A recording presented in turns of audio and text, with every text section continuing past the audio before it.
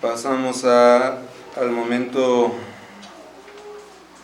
central de este culto, que es la proclamación de la palabra, y vamos a buscar la lectio divina que se encuentra en el libro de los Hechos de los Apóstoles, el capítulo 15, Hechos 15, y vamos a dar lectura del versículo 1 al 21.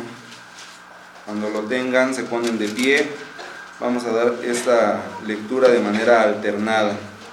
Hechos 15, del 1 al 21, de manera alternada. La palabra de nuestro Dios dice: Entonces algunos que venían de Judea enseñaban a los hermanos: si no os circuncidáis conforme al rito de Moisés, no podéis ser salvos.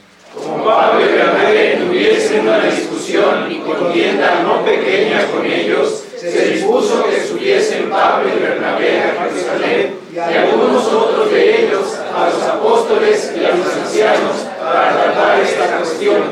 Ellos, pues, habiendo sido encaminados por la iglesia, pasaron por Fenicia y Samaria, contando la conversión de los gentiles, y causaban gran gozo a todos los hermanos. Y llegados a Jerusalén, fueron recibidos por la iglesia, los apóstoles y los ancianos, y refirieron todas las cosas que Dios había hecho con ellos.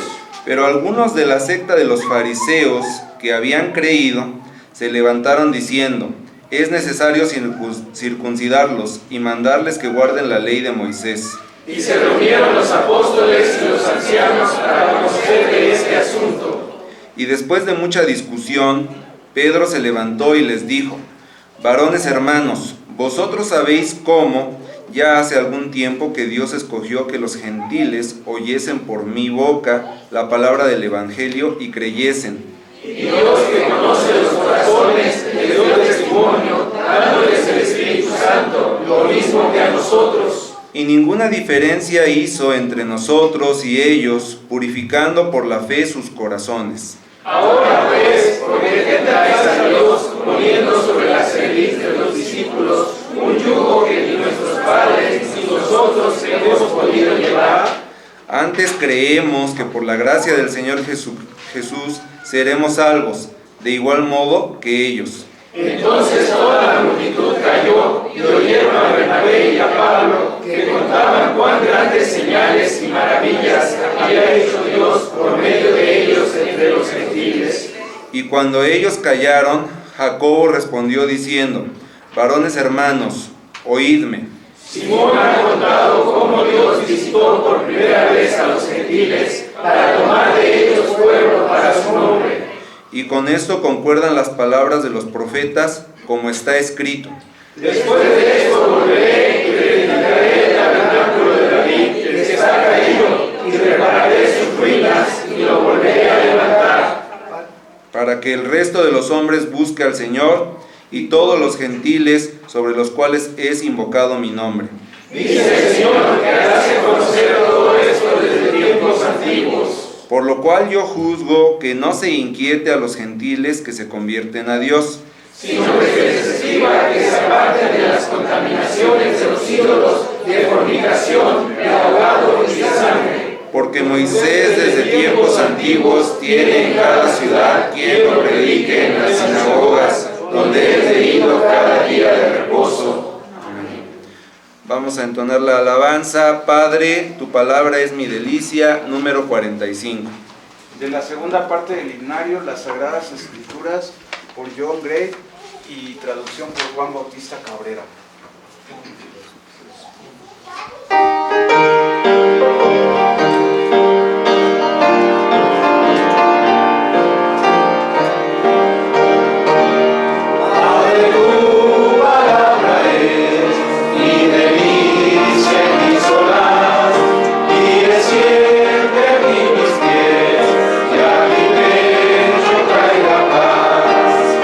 Es tu ley, Señor.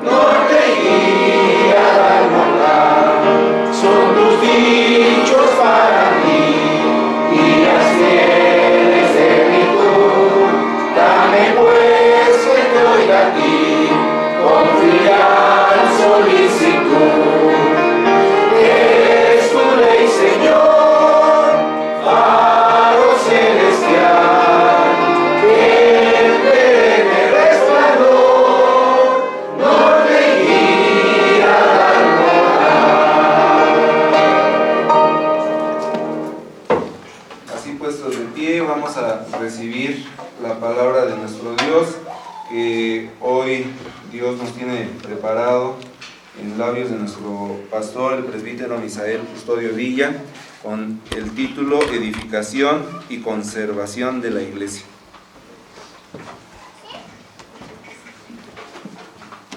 Les invito, hermanos, a que abramos la escritura una vez más en el capítulo 15 del libro de Lucas, que escribió relatando los hechos del Espíritu Santo en los inicios de la iglesia del Nuevo Testamento.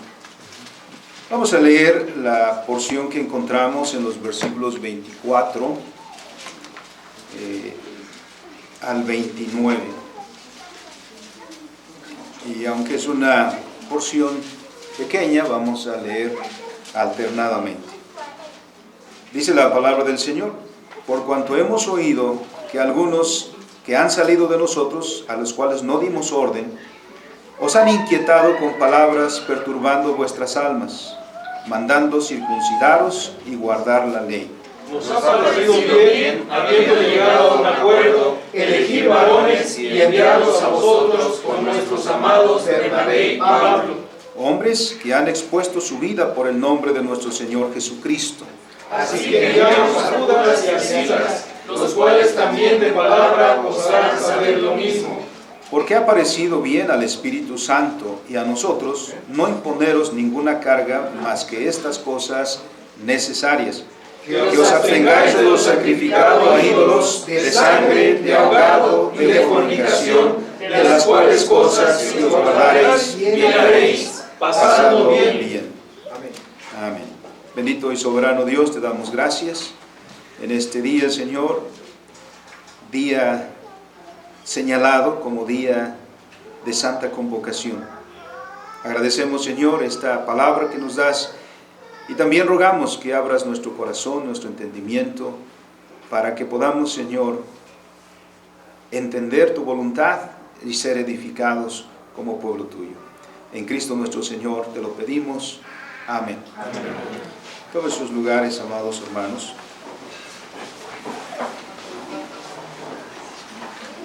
Damos gracias a Dios por este hermoso día que nos da, día de celebración, para variar, ¿no?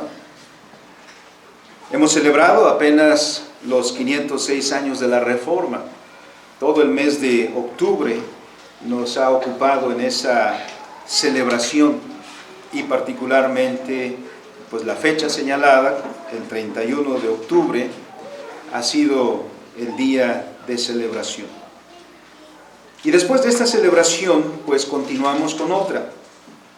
Esta celebración, siendo más local, pues pertenece particularmente a la historia de la denominación de la cual somos parte, de la Iglesia Presbiteriana Independiente de México. La denominación que aglutina a un grupo de iglesias de confesión reformada y de la que hemos sido parte todo el tiempo de nuestra existencia, como Iglesia del Mesías, que hemos celebrado 28 años. Esta celebración del día de hoy tiene que ver con el 44 aniversario de la organización del Sínodo General Misionero de la IPIM, aunque como IPIM tenemos 76 años. Agradecemos a Dios por esa bendición. Esa fecha, como ha sido ya señalada, fue el 1 de noviembre de 1979, y nos ha causado sorpresa que es una fecha que ha tomado por sorpresa a muchos ipimitos, porque hemos preguntado si era conocida o no, y la verdad es que nos han sorprendido muchos hermanos que ignoran este evento histórico. Así que para algunos es la primera vez que escuchen respecto de esta pertenencia, porque algunos pues estamos más en contacto con la iglesia local, pero al estar en contacto con la iglesia local nos damos cuenta que hablamos constantemente de un presbiterio al cual pertenecemos, Y junto con eso escuchamos de que pertenecemos a un sínodo.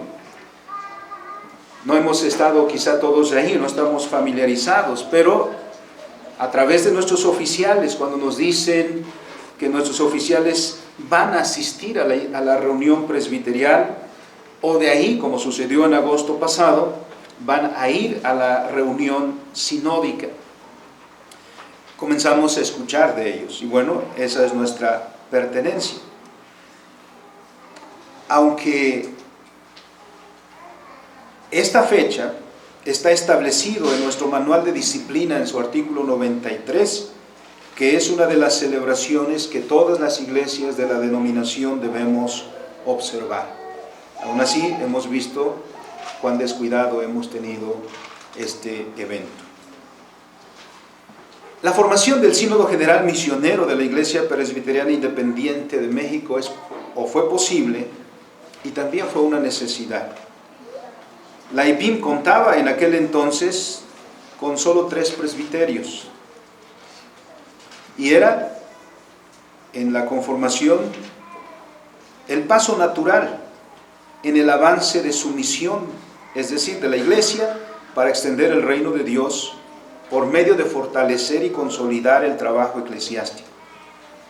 El acta constitutiva del sínodo deja testimonio de eso en sus palabras iniciales, que quiero citar de la publicación de la revista Vista, volumen 1, número 1, de enero-marzo de 1980, que a la letra dice: la Iglesia Presbiteriana Independiente de México, a los 32 años de su existencia, es decir, del 6 de julio de 1947 a noviembre 1 de 1979, tomando conciencia de la etapa y de su madurez y asumiendo cada día mayores responsabilidades, recibe el honor y la bendición de organizar su sínodo.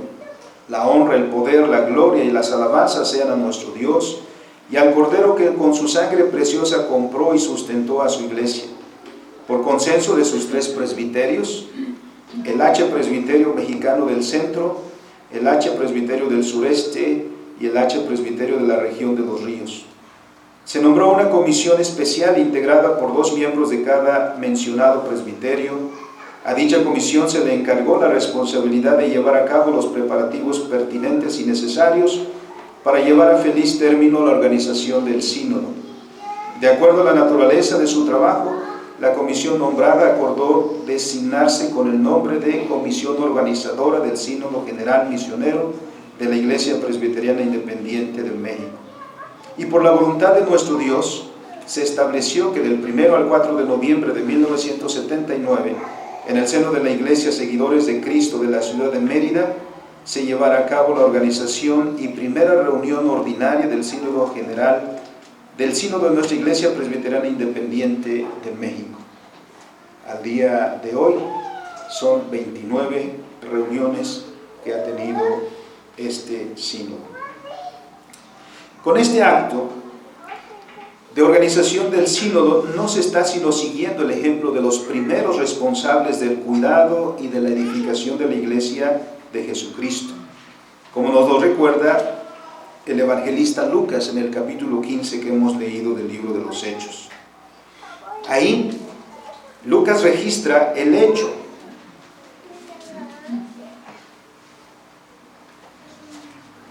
y el lugar donde se llevó a cabo el primer concilio de la Iglesia del Nuevo Testamento.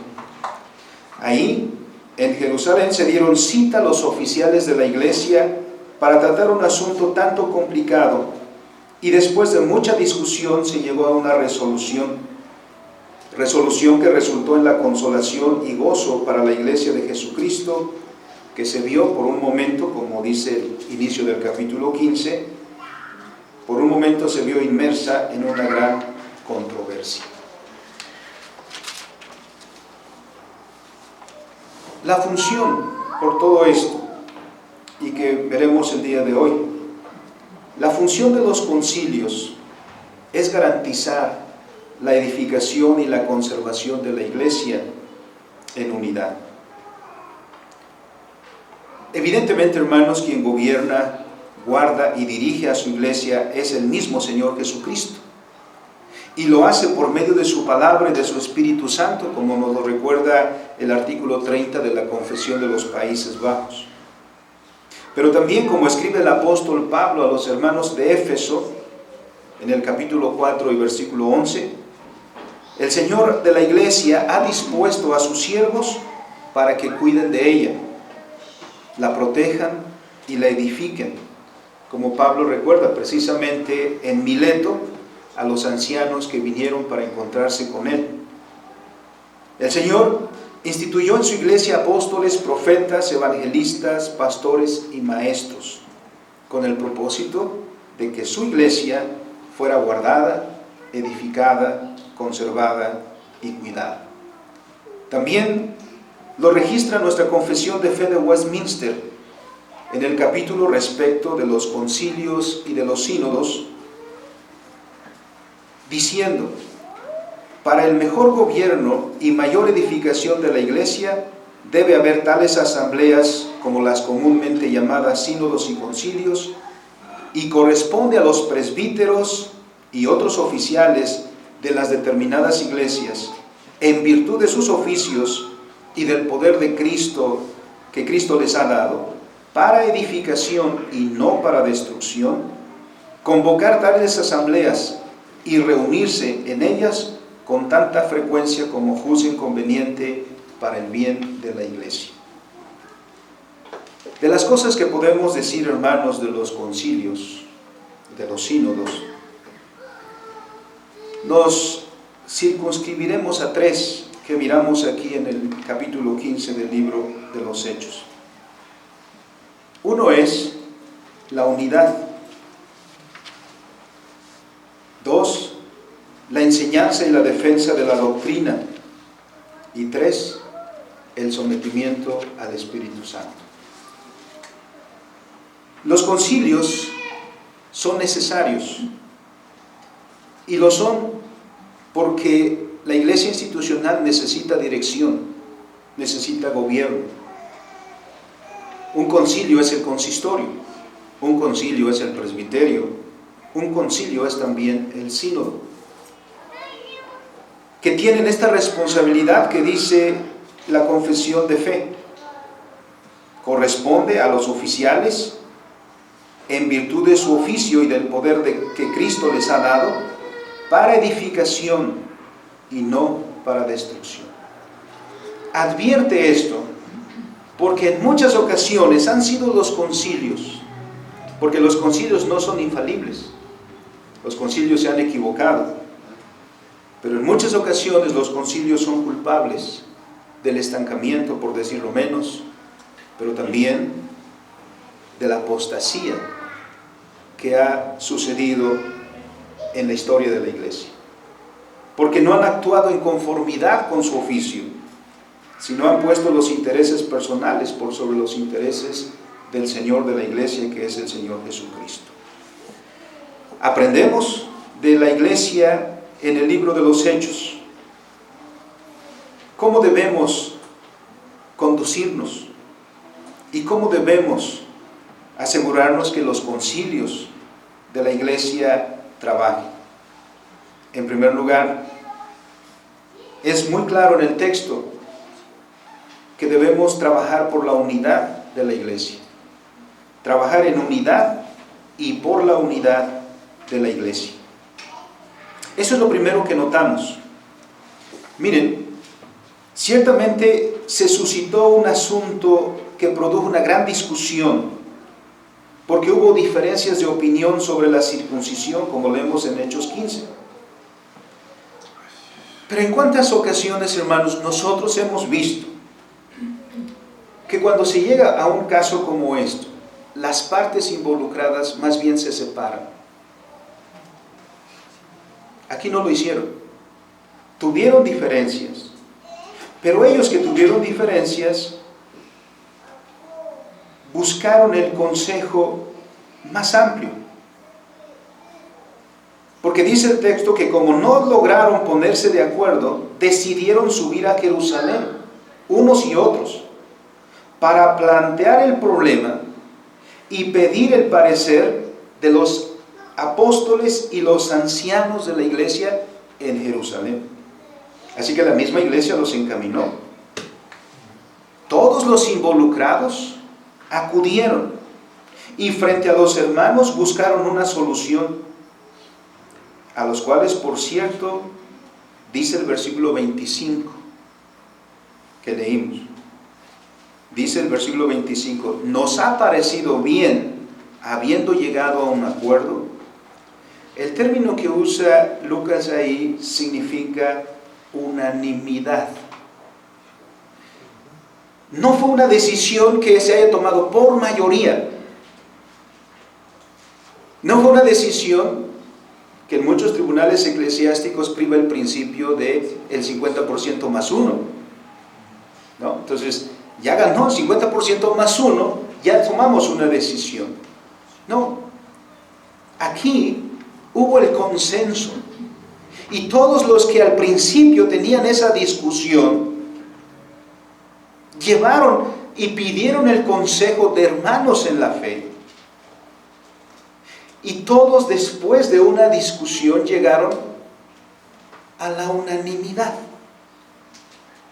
Llegaron a estar de acuerdo, unos y otros, porque aquí no dice los que perdieron se salieron. Hemos estado en muchas asambleas, hermanos, en las que los que pierden se van. Y al cerrar azotan la puerta porque no se fueron a gusto. No. Aquí hubo consenso, hubo unanimidad. Ciertamente hubo una discusión y un tema muy álgido, pero buscaron lidiar con ese problema en unidad. Cabe mencionar que el término sínodo precisamente significa eso. El origen del término lo encontramos en el griego. Sin, que significa con, o junto a, y odos, camino. Un sínodo entonces es aquellos, o está conformado por aquellos que caminan juntos. Y es claro para los hermanos de Jerusalén, los que están reunidos ahí, que al final miramos cómo todos caminan juntos. Llegaron juntos a la solución de un problema. ¿Qué contraste, hermanos, con un tiempo en el cual vivimos? En lo que importa más lo que el individuo quiere que el bien de la comunidad. Ahora, obviamente, no se debe sacrificar al individuo en pro de la comunidad, pero tampoco la comunidad en pro del individuo. Simplemente quiero decir que vivimos en una época donde el individualismo está rampante. Y más en la iglesia, porque todos los días surgen líderes que se autonombran así pastores, evangelistas, misioneros, apóstoles, profetas. ¿Y por qué? Porque no quieren trabajar en comunidad. Porque cualquiera de nosotros, hermanos, que estuviera inconforme en alguna parte, a veces ni siquiera lo dicen, simplemente se salen y dicen: voy a comenzar mi propia iglesia. ¿Cuántas iglesias independientes de las independientes, de las independientes, de las independientes y de las independientes no hay? Todo porque no se quiere trabajar en comunidad. Ahora, obviamente, irse a vivir a una isla y solo puede ser cómodo, porque no hay opiniones con qué lidiar más que la suya propia. No hay que conciliar porque el único que está ahí es uno. Qué cómodo, ¿no? Por eso ahora existen iglesias independientes por todas partes. Iglesias que no tienen ninguna relación con nadie. Y junto con ellos, porque es solamente cuestión de tiempo, surgen doctrinas de todo tipo. Aquellas que son enseñadas, o más bien imaginadas por esos líderes autonombrados. La independencia nos gusta porque nos permite hacer lo que nosotros queramos. Pero ese no es el llamado de la iglesia. Por eso, tanto en el Antiguo como en el Nuevo Testamento, Dios se refiere a los suyos como su pueblo. Somos su pueblo y tenemos que aprender a vivir como su pueblo. Por eso, según la enseñanza bíblica, necesitamos del trabajo conjunto de los oficiales de la iglesia para dar dirección al pueblo de nuestro Señor. Por eso la unidad es un desafío para nosotros, hermanos, y todos lo sabemos.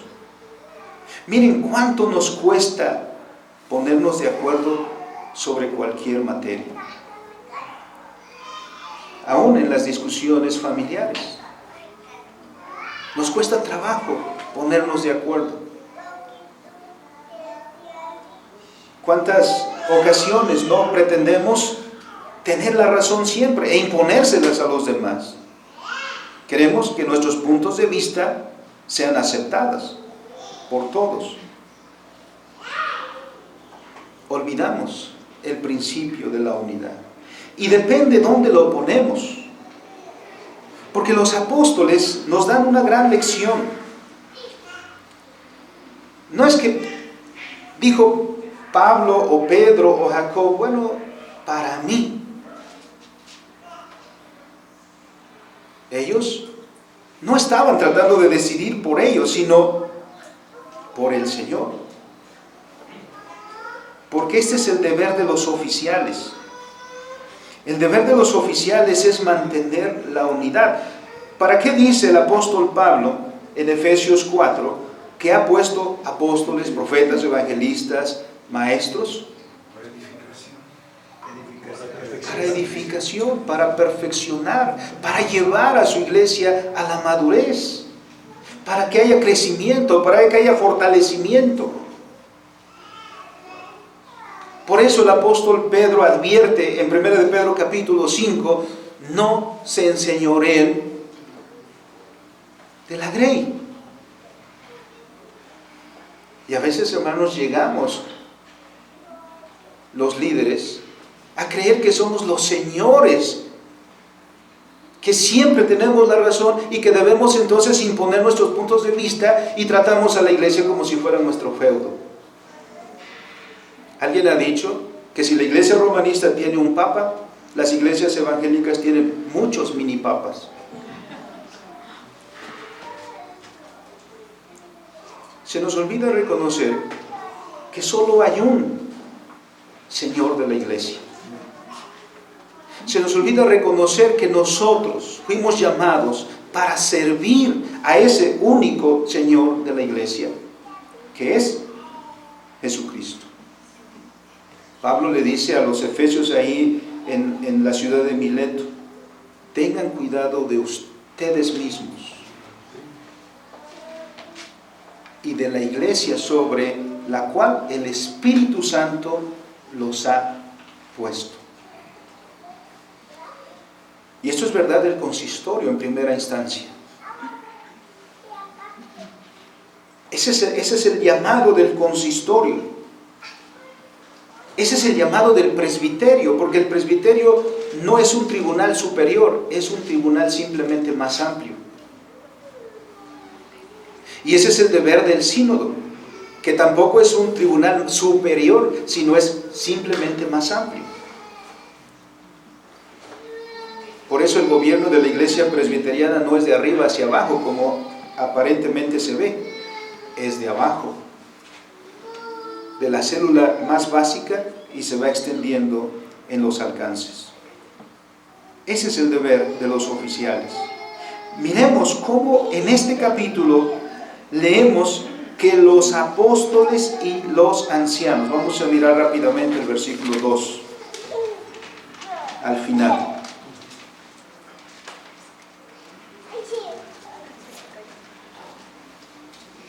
Dice, ¿a dónde subieron los hermanos de Antioquía? A los apóstoles y a los ancianos. Y después de un arduo viaje, cuando llegaron a Jerusalén, versículo 4, ¿quiénes los recibieron? Los apóstoles. Fueron recibidos por la iglesia y los apóstoles y los ancianos. Versículo 6, ¿quiénes son los que se reunieron? Los apóstoles y los ancianos para conocer este asunto. Versículo 23.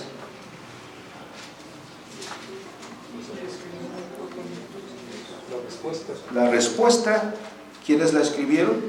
Los apóstoles. Y creo que nos pasamos el versículo 22. Les pareció bien a los apóstoles y a los ancianos con toda la iglesia. Es un trabajo en comunidad, es un trabajo en unidad.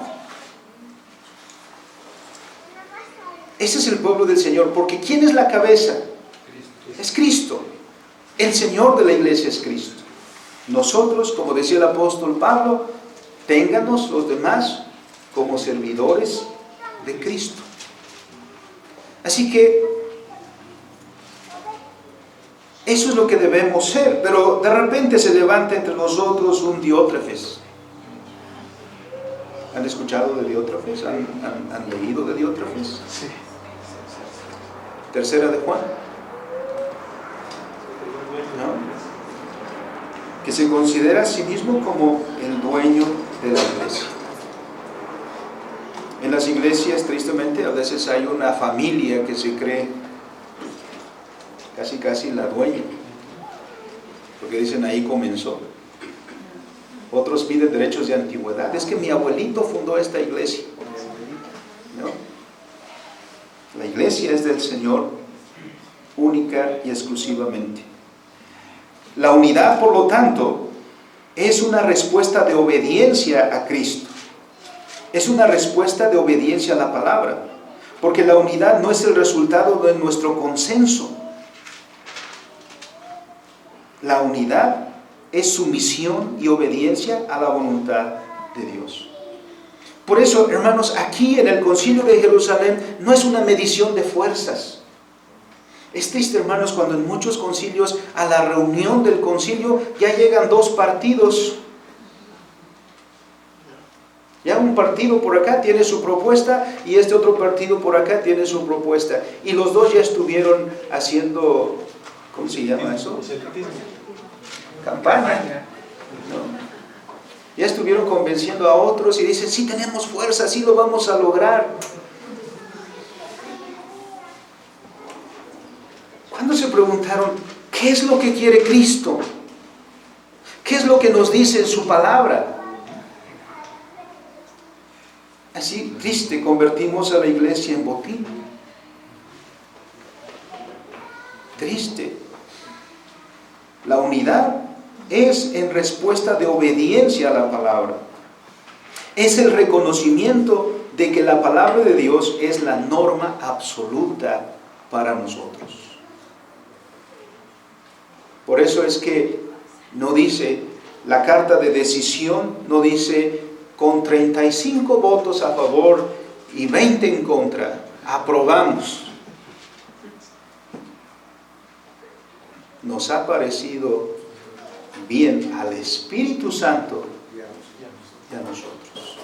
Es una sumisión a Cristo, a su palabra, a su Espíritu. Debemos siempre trabajar en esa unidad.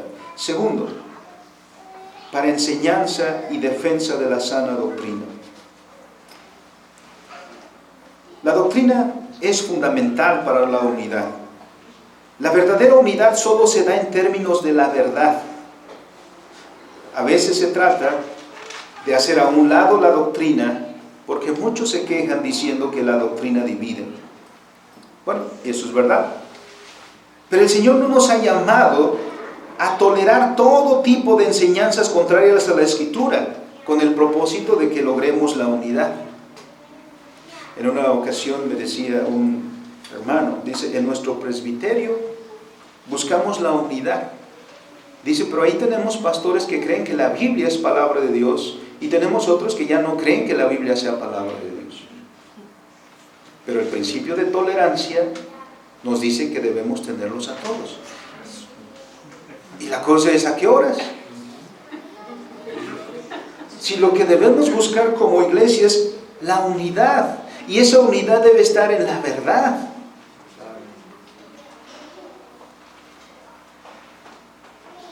El Señor no nos llama a tolerar todo tipo de enseñanzas contrarias a la Escritura, con el propósito de que todos nos llevemos bien. Una unidad a expensas de la verdad es infidelidad a nuestro Dios, porque no hay dos verdades. Y la iglesia es llamada en primer lugar a guardar la verdad sin compromisos. Mire lo que dice el apóstol Juan en 1 de Juan capítulo 4, versículo 1 y los que siguen. ¿Qué dice? Cualquiera que no confiese que Jesucristo ha venido en carne es bienvenido. No. Y son palabras duras. Cualquiera que no confiese que Jesucristo ha venido en carne, sea anatema, es del anticristo. Y el mismo apóstol Juan dice a los falsos maestros: ni les des la bienvenida, ni comas con ellos. Pero hoy en día hay que ser políticamente correctos, ¿no? Hoy en día hay que darles la bienvenida a todos. Obviamente no vamos por la vida ofendiendo a todo el mundo, pero vamos sabiendo lo que Dios quiere y defendemos la doctrina.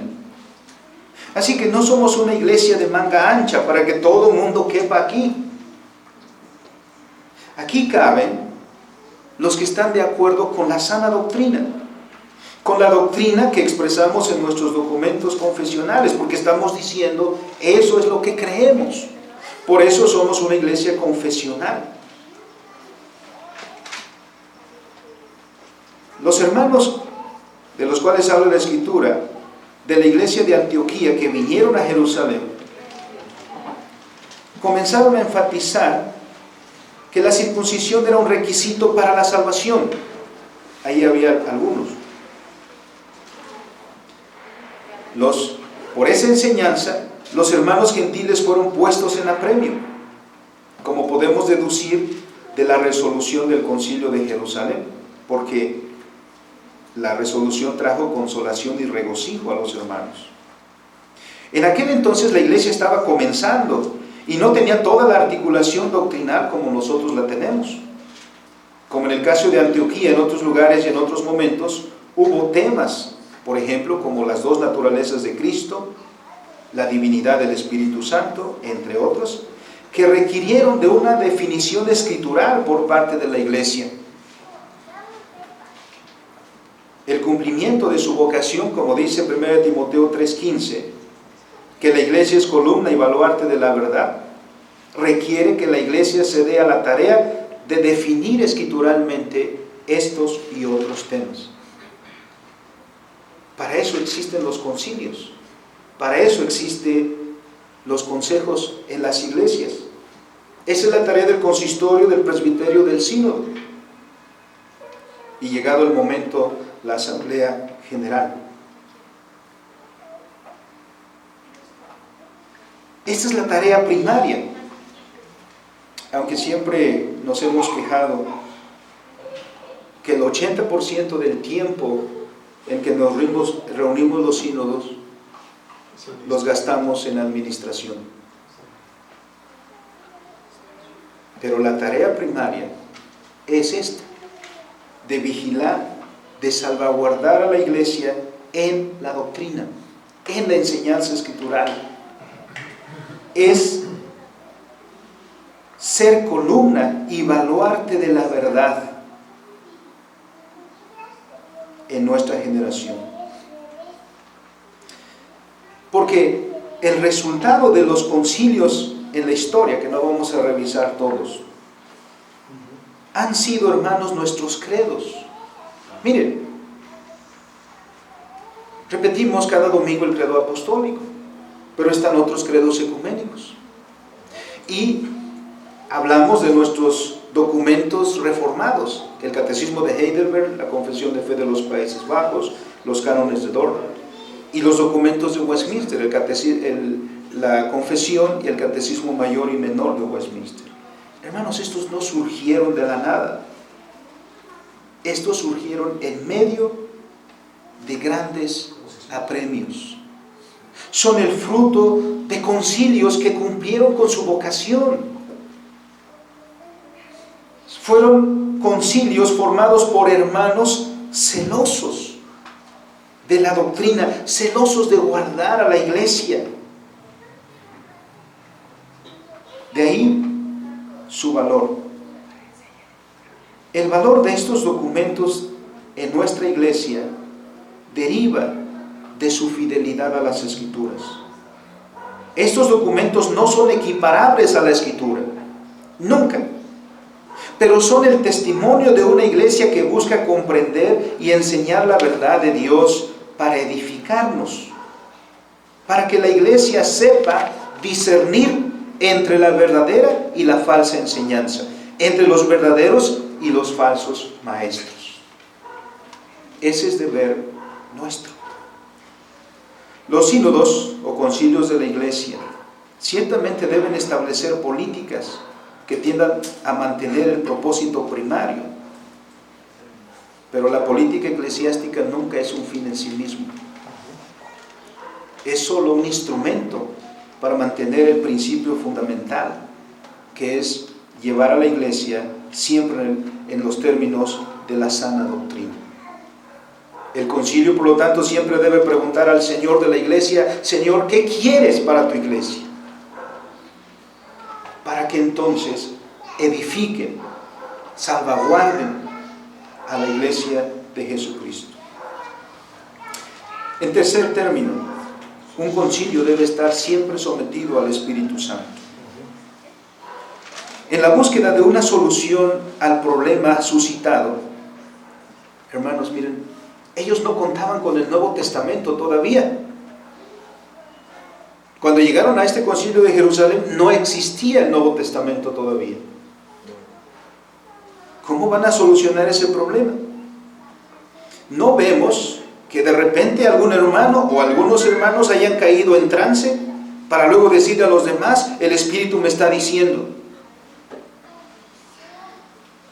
Más bien vemos, como dice el versículo 7, que los hermanos, ¿qué dice el versículo 7?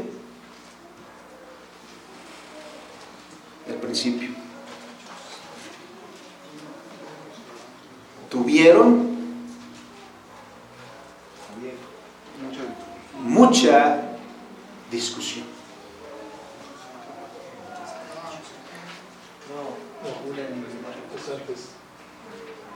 Versículo 7. Hechos 15:7. Después de mucha discusión. Después de mucha discusión. Los hermanos reunidos tuvieron mucha discusión. No hubo alguien ahí de repente saltando diciendo: el Espíritu Santo me está diciendo que esto y esto y esto es lo que vamos a hacer. Mucha discusión. Ahora, hay personas que aman la discusión. ¿Conocen a alguien?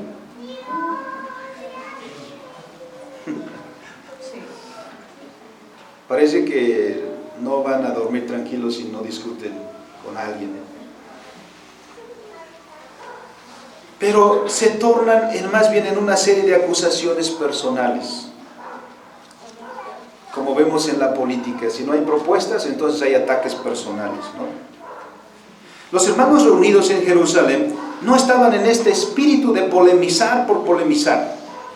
La palabra que aquí se traduce como discusión, en nuestra versión en español, es el sustantivo cetesis, que quiere decir controversia o debate, y viene del verbo ceteo, que quiere decir buscar, exigir o requerir. La idea aquí es, en la discusión, es que están buscando, están indagando, están investigando para llegar a una resolución. Así que no se trata de mi opinión contra la tuya, sino es de preguntar para llegar a una comprensión más amplia. Hermanos, miren a veces lo que hacemos. Pues nos damos cuenta, hermanos, quiénes votaron a favor de mi postura y quiénes a contra. A veces somos tan infantiles que seguimos guardando. Tú votaste contra mí. Aquí se trata de buscar, de saber, de conocer, de indagar. Eso es lo que están haciendo. No se están peleando. Pero evidentemente en ese buscar hay esa interacción entre los hermanos. ¿Qué es lo que tenemos? Tenemos un desarrollo en ese capítulo muy fácil de seguir. Primero, Pedro. Pedro presenta un testimonio que no tiene que ver con el caso de Antioquía. Pablo habla de su experiencia propia. Presentó a los reunidos su testimonio de cómo la predicación de la palabra era acompañada con el don del Espíritu Santo, como ocurrió en la familia de Cornelio. Hechos 10, versículo 44, para más precisión. De la misma manera había acontecido en Jerusalén, conformándose con ello la voluntad del Señor, confirmándose, perdón. ¿Qué es lo que está diciendo Pedro? Pedro está tomando un principio del Antiguo Testamento. ¿Cómo sabemos que alguien es un profeta verdadero? ¿Con su credencial?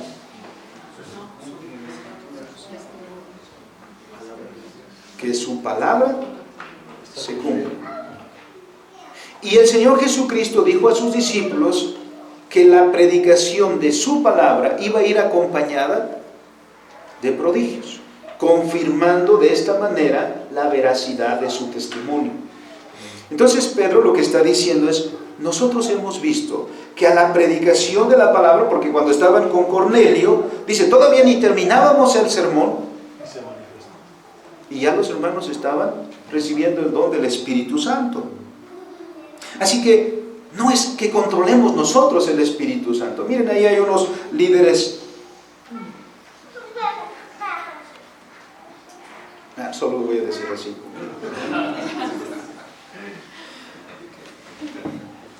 Que dan la idea de que ellos controlan al Espíritu Santo. ¿Quieres el don del Espíritu Santo? Ven a mí. ¿Quieres recibir el don del Espíritu Santo? Pues da una ofrenda jugosa. ¿Quieres el Espíritu Santo? ¿Qué tontería es esa? Pedro está diciendo que la voluntad, que la palabra de Dios se confirmó con el don del Espíritu Santo. La palabra es corroborada por la señal que lo acompaña. Ese es el principio del Antiguo Testamento. Después del testimonio de Pedro vienen Pablo y Bernabé. Hacen uso de la palabra para dar cuenta de la misma manera de las señales y maravillas que Dios había hecho por medio de... Ni siquiera dijeron nosotros, ¿no? Hoy hay cuantos líderes diciendo, yo soy el ungido, yo soy el que tiene el don. Ellos dijeron, Dios hace maravillas. Hechos 15:12. Al igual que Pedro menciona que las señales que acompañan a la predicación entre los gentiles. Después de escuchar a Pedro, a Bernabé y a Pablo, viene Jacobo, que parece que es el que preside la asamblea. Jacobo toma la palabra para analizar los testimonios que se han presentado a la luz de la palabra del Antiguo Testamento, porque él dice, esto es lo que dijeron. Versículo 15. Con esto concuerdan las palabras de los profetas, como está escrito. Porque ahora, en este punto se está cumpliendo lo que Dios había anticipado por medio de los profetas, que sucedería cuando viniera el Mesías. Así que convoca a los presentes a la conclusión que se presenta en los versículos 19 al 21. ¿Qué es lo que vemos?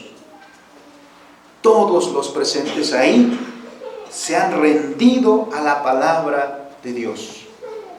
No a la opinión personal, no a la búsqueda personal, sino todos a la palabra.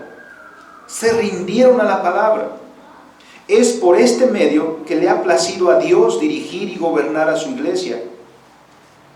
En la conclusión, los hermanos escucharon la voluntad de Dios expresada en la palabra, que es la voz del Espíritu, y con la confirmación también por Él manifestada en las señales y prodigios. Por eso alguien ha dicho que deberíamos referirnos al libro de los Hechos, en lugar de Hechos de los Apóstoles, llamarlo Hechos del Espíritu Santo. Por eso pudieron decir, como leemos en el versículo 28, le ha parecido bien al Espíritu Santo y a nosotros. Estos eran hombres llenos del Espíritu Santo. ¿Quién es alguien lleno del Espíritu Santo? Alguien lleno de la palabra de Dios. Alguien nutrido con la palabra de Dios es alguien lleno del Espíritu Santo. No alguien que ve visiones, no alguien que tiene sueños. Alguien que conoce la palabra de Dios. Pudieron decir, le ha parecido bien al Espíritu Santo y a nosotros. La resolución del concilio está en concordancia con la dirección del Espíritu Santo y por eso la misma es de gran bendición para la edificación del cuerpo de Cristo. En conclusión, a veces en los tribunales eclesiásticos se enfatiza más el trabajo administrativo de los tribunales eclesiásticos, que ha quedado rezagado el propósito fundamental, la salvaguarda de la enseñanza, la defensa y la unidad de la Iglesia de Jesucristo. Por lo tanto, que hasta este punto hayamos llegado, hermanos, no tenemos sino que dar gloria a Dios por su fidelidad. Porque mirándonos a nosotros mismos, encontraremos que hemos cometido muchos errores. Pero si nos mantenemos en pie, solo es por la gracia de Dios. En segundo lugar, eso nos lleva a que como iglesia tengamos mucho cuidado cuando elijamos a alguien para el oficio. No olvidemos los principios de visión, autoridad y poder. Porque ¿cuántas veces hemos dado poder a alguien que no tiene visión? Eso en detrimento o en daño de la iglesia. Tercero, los oficiales, hermanos, los que hemos recibido un encargo como este, tenemos que ver que ha sido Cristo, el Señor de la iglesia, que nos ha llamado. No lo somos por mayoría de votos. Ciertamente Dios se manifiesta a través de su iglesia, pero somos responsables delante de Cristo en primer lugar. Por lo cual, con temor y temblor debemos desarrollar nuestro deber, como pastores, como ancianos y como diáconos. ¿Por qué? Porque somos responsables de esta comunidad. A Dios le daremos cuenta de esta comunidad. Y eso, para quien es consciente, le debe dar miedo. Es una gran responsabilidad. Y con eso, hermanos, nos debe hacer prontos para el trabajo, prontos para atender nuestro lugar en el consistorio, prontos para atender nuestro lugar en el presbiterio, prontos para tomar nuestro lugar en el sínodo general misionero. Pero saben, hermanos, encontramos a muchos que tratan de evitar a toda costa ser parte de estos tribunales. Parecemos Moisés diciendo: Señor, yo no puedo, yo no. el Señor nos ha llamado. Hoy no podemos tener una reunión de 2, 3 días. Los antiguos concilios duraban semanas, meses y años. Los temas que un concilio debe abordar son delicados. Por eso deben ser tomados con todo cuidado. El liderazgo eclesiástico fue puesto para bendición de la iglesia, para su edificación y para su preservación. Por lo tanto, hermanos, debemos dar gracias a Dios en este día que el Señor nos sostiene, pero también a mirar hacia el futuro, porque así como nuestros padres miraron hace 44 años para dar ese paso importante, nosotros en este día debemos mirar también hacia nuestros hijos, hacia la iglesia que les vamos a heredar a nuestros hijos, hacia la iglesia que les vamos a heredar a nuestros nietos. A veces somos tan miopes que solo vemos lo que está delante de nosotros. ¿Qué herencia vamos a dejar? Bueno, eso tenemos que responder delante de nuestro Señor. Para edificación y para conservación de su iglesia, el Señor Jesús nos ha llamado. Ayúdenos el Señor. Bendito y soberano Dios, te damos gracias. Celebramos, Señor, con gozo este aniversario 44. Pero a la misma vez, Señor, asumimos nuestra responsabilidad y te rogamos que tú, Señor, seas con nosotros para el trabajo que pones en nuestras manos. Cuando de verdad somos conscientes, Señor, nos sentimos tan pequeños y tan indignos. Pero sabemos, Señor, que no nos has designado por algo inherente en nosotros, sino como le dijiste a Gedeón, para que mañana, cuando tengas la victoria, no te alabes a ti mismo. No digas tú, mi fuerza, mi sagacidad,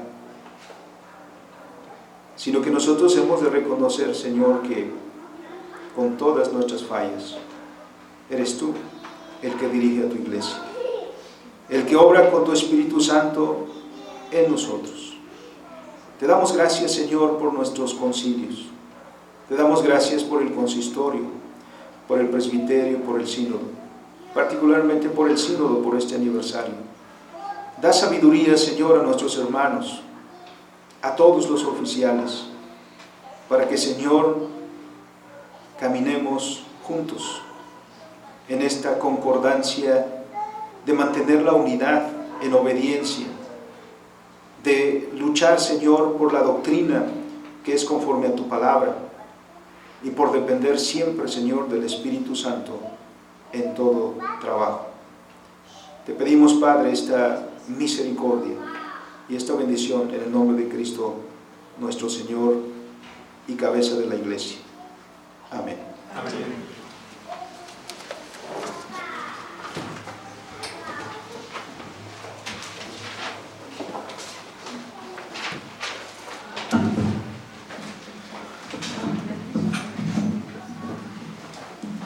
Damos gracias a nuestro Dios por este mensaje y quiera Él que seamos dóciles en atender sus mandamientos.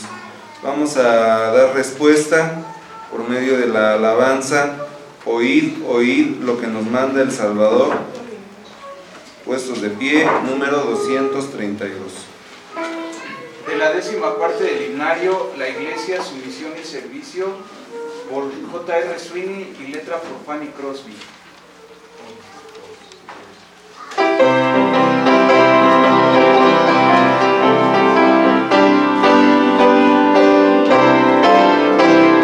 Oíd, oíd lo que nos manda el Salvador, marchad, marchad y proclamad mi amor, pues sea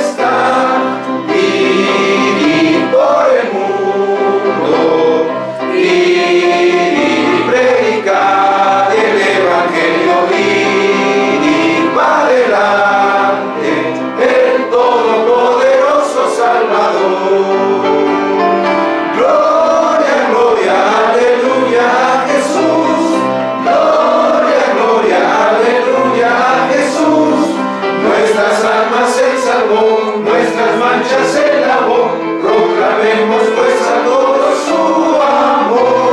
Salid, salid, embajadores del Señor, buscad, buscad al pobre pecador, aprovechad el tiempo que el Señor nos da, pues pronto el día de salud acabará. Y por el mundo, id y predicad el Evangelio, id va adelante el Todopoderoso Salvador. Gloria, gloria, aleluya a Jesús. Gloria, gloria, aleluya a Jesús. Nuestras almas Él salvó, nuestras manchas Él lavó, proclamemos pues a todos su amor. Pensad, pensad, la hora presto llegará, Jesús vendrá su reino a disfrutar. De mar a mar habrá prosperidad y paz, sus alabanzas cantará la humanidad.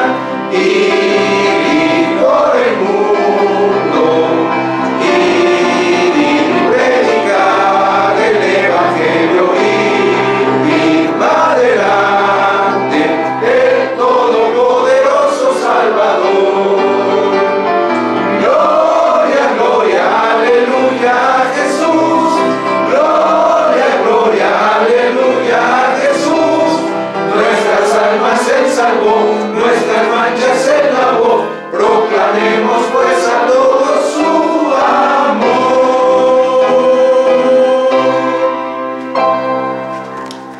Pueden tomar sus lugares también.